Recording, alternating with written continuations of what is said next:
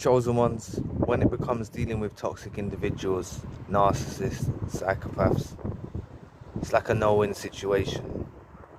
It's like the more you feed them your energy, the more they absorb it. It's like wasted time. The problem is that when we're involved with these toxic individuals, either born into it through our family members or relationships or friendships, they put us into a deep sleep. And when we go into that deep sleep, we become accustomed to the way that they operate and they deal with us. We just become accustomed to settle for what they're doing.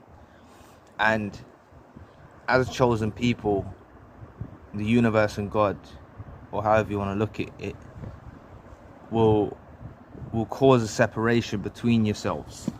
Something will happen that's either too much to bear and you can't take them no more, or they'll just disappear. Something will happen along the way, but this could absorb a lot of years of your life or time of your life. It could be, even a couple of months is too much time to be around these individuals. But most of these encounters actually trigger awakenings as chosen ones. We become awakened to the fact we're chosen ones because we realize that we're different from what they are. And I've mentioned this before. We realize that we're cut from a different cloth, and we realize that we're totally different from them. And this is what is the beginning, the birth of our awakening, because we start to realize that we're not the same as these people, these psychopaths, these narcissists, these toxic individuals. Anyway, if you could press the like or the subscribe button, help your brother out. It'll take 2 seconds of your time. I'll truly appreciate it. But going into the fact of dealing with these toxic individuals, it's hard to deal with these toxic individuals.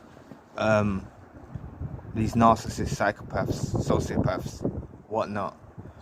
And the reason why it's so hard to deal with them is because no one really talks about what these individuals actually are.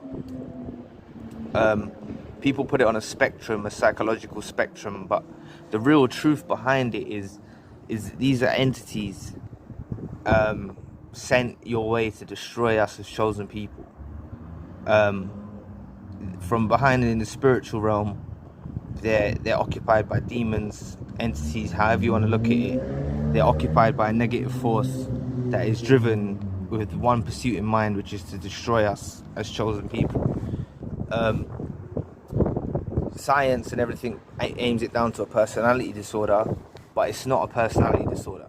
It's not something that can be fixed with medication or psychology or something like that. Maybe it will help to some degree, but it can't entirely fix the problem, because they're actually plugged in. They're either consciously awake to the fact that they're the devils, or they're asleep. They're asleep and they don't really know. But as you get more into it, if you deal with an awoken narcissist or an awoken psychopath or awoken sociopath, it's like at the other end of the spectrum as an awoken chosen one. And these individuals, they cause destruction. So that's why the main crucial thing is, I know the video was titled How to Deal With Them, but the main crucial thing is how you deal with them is not by dealing with them. The ultimate thing is you need to cut them off in some way. I understand that it may be tough if it's your family member and stuff like that, but that's why I've brought up the grey rock method. Just grey rock affect them. Don't really show interest in what they're saying. And if you have to, if you've got children with them, or you have to stay in contact with them, then just be civil and don't fall into their games and plans and stuff like that. But if you're in a relationship, I believe that it's wasted time, because as I've explained to you in other videos before, we're actually surrounded as chosen people which orbit us are actually narcissists, psychopaths and sociopaths. They actually stay around our vicinity. So whether you're on a dating app, you meet someone in the street, they're around our vicinity, but our actual chosen tribe and people are in a place that are past that. So we need to see through it using the spirit of discernment to not fall into these relationships or friendships with these toxic individuals, because our actual divine counterpart or actual divine soul tribe are actually at the other end, just behind them somewhat.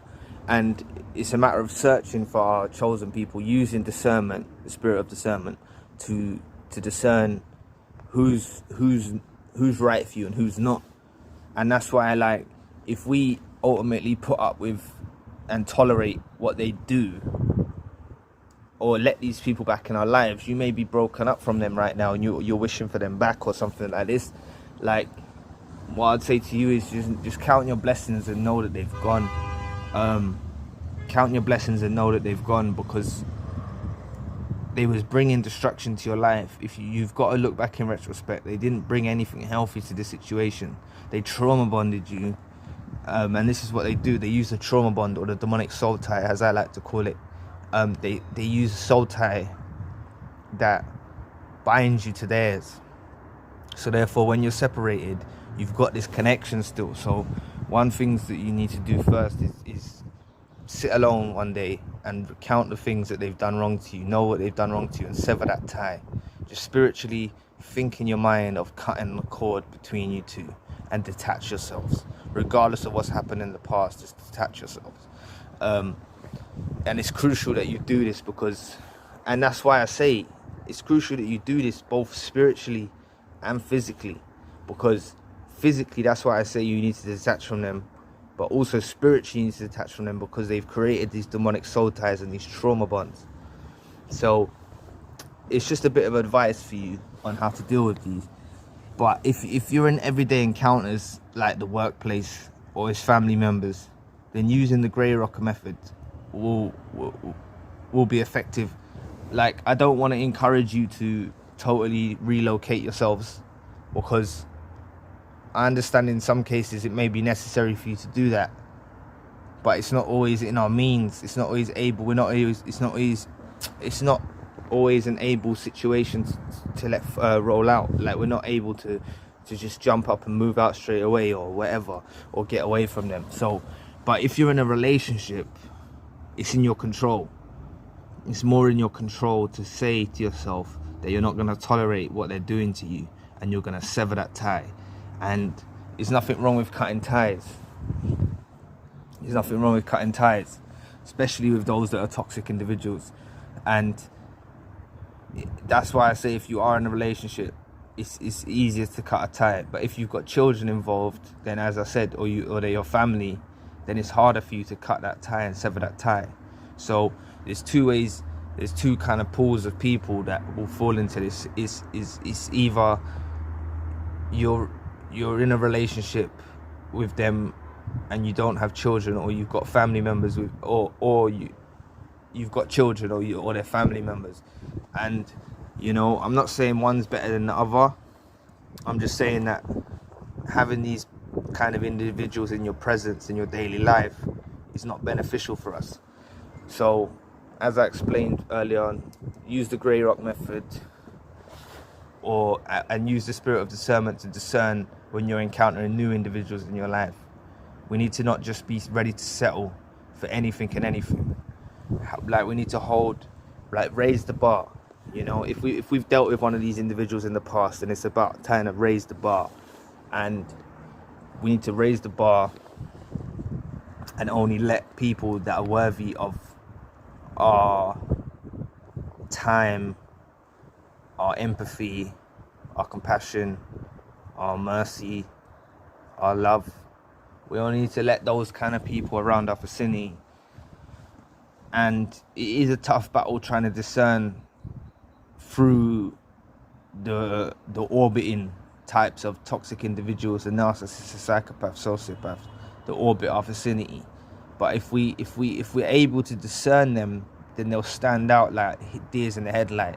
If we're able to use the spirit of discernment to discern them, then we'll be able to see through their rouge and their plans to try to win one over on us. And then hopefully we can unite with our soul tribe or our divine counterpart, twin flame, however you want to look at it. But anyway, I'll leave the video there. Thanks for stopping by today. Please press the like and subscribe button, and I'll catch you all soon.